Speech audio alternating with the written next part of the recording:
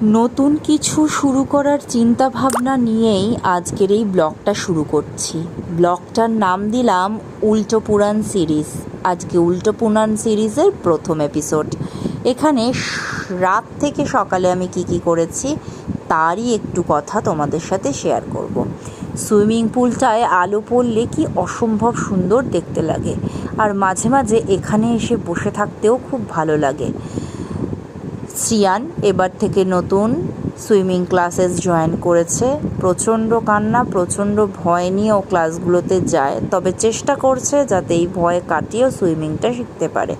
অবশ্যই ট্রেনার ভালো পেয়েছে, তাই সুইমিংও শিখেই যাবে সেই আশা তো আমি অবশ্যই রাখি।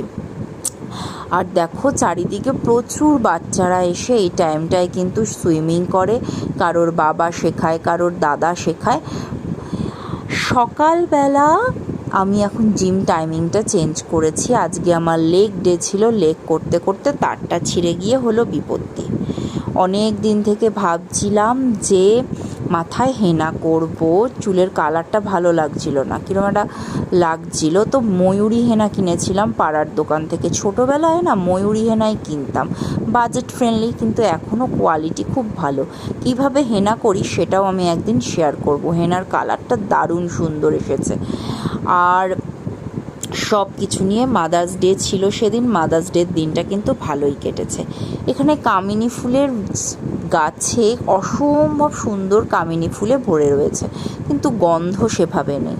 আর এই দেখো বাঁশ গাছগুলো না আমার খুব পছন্দের, এত সুন্দর ভালো লাগে কি বলবো।